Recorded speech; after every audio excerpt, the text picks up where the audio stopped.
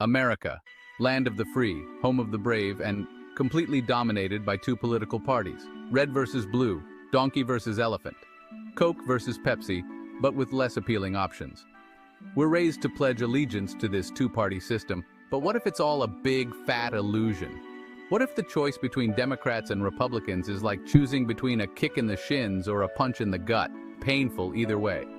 Look, we're not saying your vote doesn't matter, it's just that it might matter less than you think.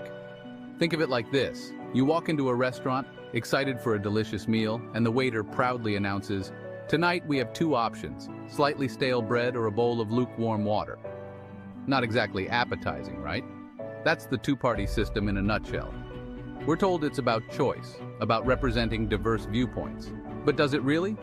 Or are we so busy focusing on the manufactured drama of the two-party circus that we fail to see the bigger picture? The possibility that both sides are playing us, pulling our strings, and laughing all the way to the bank? It's time to peel back the layers of red, white, and blue paint and expose what's really going on. Buckle up, America, because things are about to get real. Okay, let's break it down. The American political system boasts not one but two dominant parties, the Democrats and the Republicans. They're like those couples who've been together so long they finish each other's sentences, even when those sentences are nonsensical ramblings about tax cuts and healthcare reform. Now don't get us wrong, there are other parties out there, bravely waving their flags in the shadows. The Greens, the Libertarians, the Party for Socialism and Liberation, they're all here, folks. But let's be honest, they're like that friend you invite to a party to seem more inclusive, knowing full well they won't get any attention from the cool kids. This two-party system is deeply ingrained in our political DNA. It's like that old stained couch you inherited from your grandparents. Uncomfortable, outdated, but you keep it around because, well, it's familiar. And because you're terrified of what might happen if you actually try to get rid of it. But here's the thing. This two-party system wasn't handed down from the founding fathers on a stone tablet. It wasn't beamed down from an alien civilization obsessed with political binaries, though honestly, at this point, who knows? It evolved over time, shaped by historical forces, political maneuvering, and a whole lot of good old-fashioned American pragmatism, or at least what passes for pragmatism in Washington. So, why does this matter? Because understanding how we got here is crucial to understanding how we can move forward. Because if we're going to challenge the status quo, we need to know how it became the status quo in the first place. Now let's address the elephant, or donkey, take your pick, in the room. Are the two major parties actually controlled by the same unseen forces? Are they just puppets dancing to the tune of big money and corporate interests? It sounds like the plot of a bad political thriller, but stay with us here. There's a growing chorus of voices, academics, activists, that guy who screams about the Illuminati on the subway, who believe that the two-party system is rigged, that behind the scenes it's all one big happy lobbyist-funded family. The evidence? Well, it's complicated. There's the revolving door between Wall Street and Washington, with politicians and corporate executives switching sides so often it's hard to keep track of who's serving whom.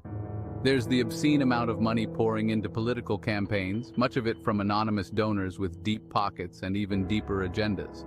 And then there's the policies themselves.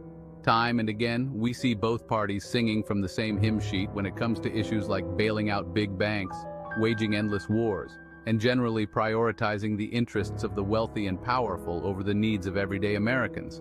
Of course, correlation doesn't equal causation. Just because both parties seem to be in bed with the same powerful interests doesn't necessarily mean they're being controlled by them. Maybe they've just both come to the same conclusion that serving the wealthy is the quickest path to re-election. Or maybe it's all just a big coincidence. Yeah, maybe. So, how does this two-party system play out in the real world?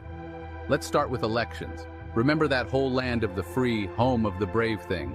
Well, it turns out our electoral process isn't exactly a shining beacon of democracy. Think about it.